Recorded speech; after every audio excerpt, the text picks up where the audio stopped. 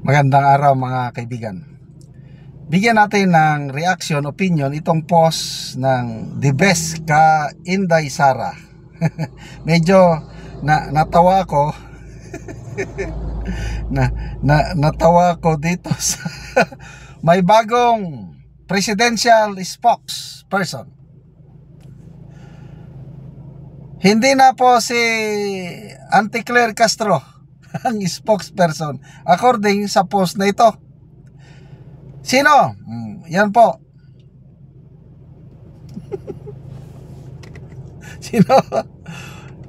Ang caption dyan is Presidential Spokes Pinky Castro.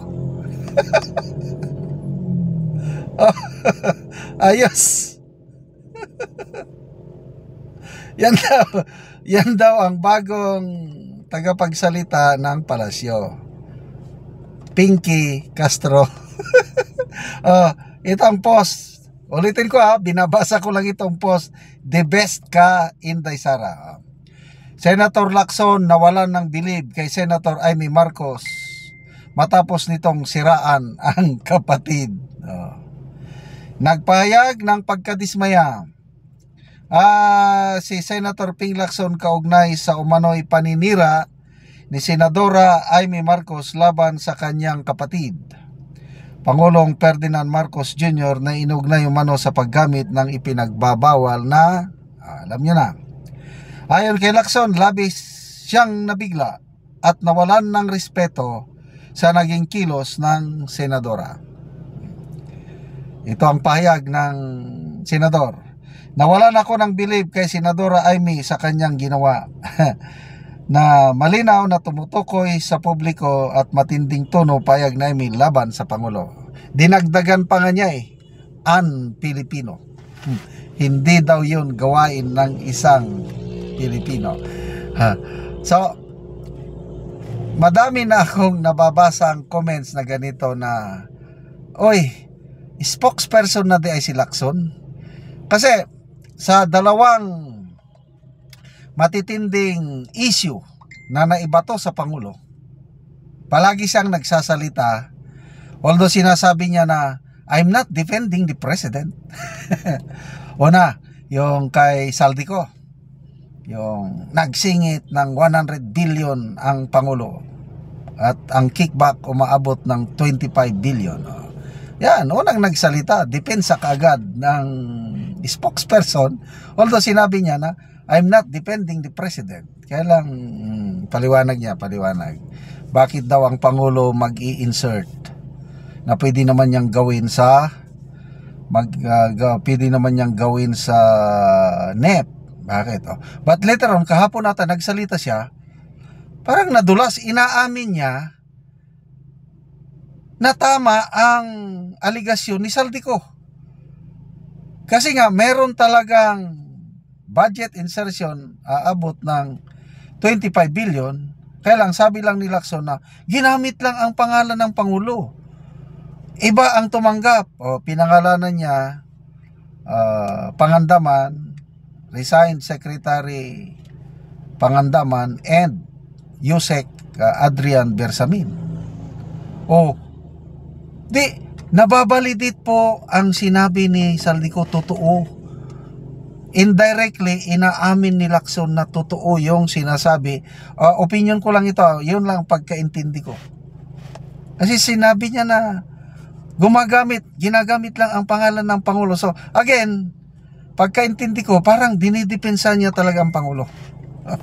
Kaya, dahil sa ganon niyang mga pahayag, aligasyon ni Saldico, birada ni Senator Amy, siya ang nagsasalita. Tingnan nyo, may mga senador ba na nagbigay ng halos wala.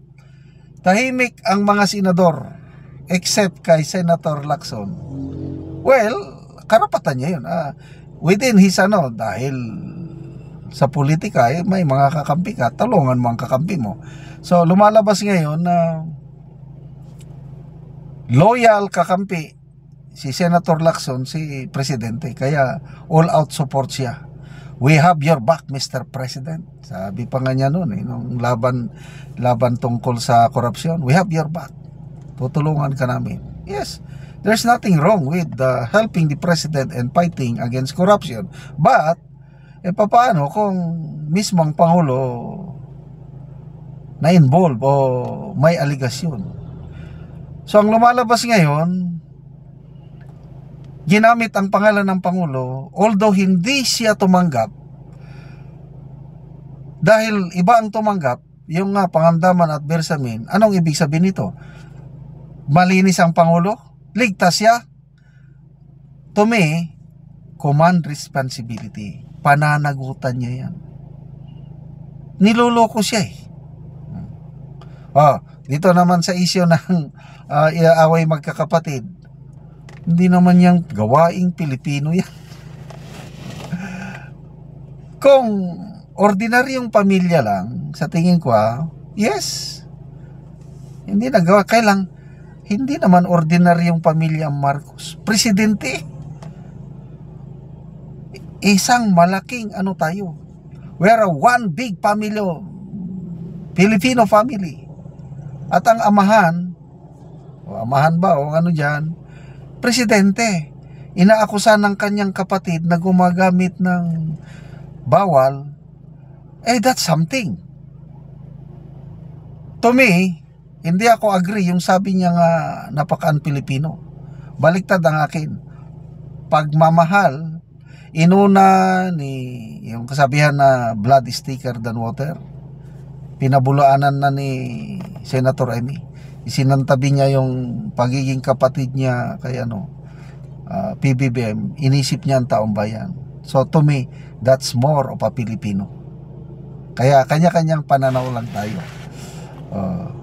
Kaya tuloy, yung mga ganyang pahayag ni Senator Lacson na dinedepensahan niya ang Pangulo palagi, napapagkamalan siya na spokesperson. Pinky Castro. May nabasa akong comment kanina tungkol sa un-Pilipino. Sabi nang nag-comment, maka-Pilipino ba yung ginawa ninyo? Na pagpakulong, pagkidnap kay Tatay Digong, dinala nyo siya sa ICC, sa foreign court. Maka-Pilipino ba yun? Yan, sagutin ninyo yan. To me, that's more of an un-Filipino. Functional ang korte natin dito. Bakit hindi nyo dito linitis? Bakit pinayagan nyo na sagutin nyo po yan. So, salamat mga kaibigan sa inyong pagsubaybay sa ating channel. Nakakatulong kayo ng malaki sa tribong Talanding ng Bukidnon dahil ang income natin sa channel ito pantulong po sa tribo.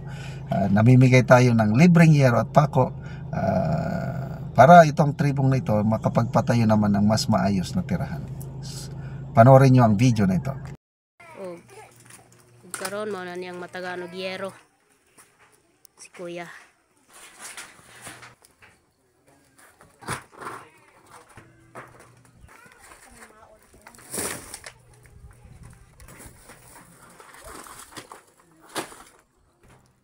Og muna ni ang balay ni Kuya nga guba na kay gikuanan lang isapahan lang og cellophane kay tulo na gid kaayo pag muulan.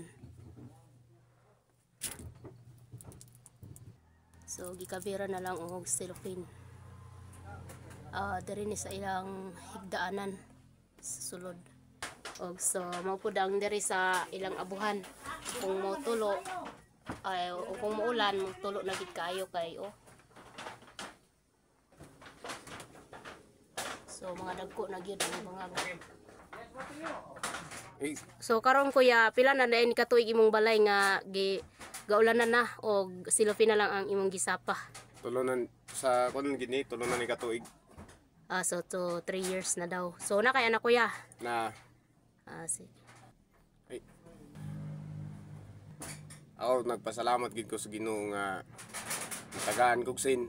Makatop na gid ko mapulian na ning mga guba ng asin. Sige Kuya.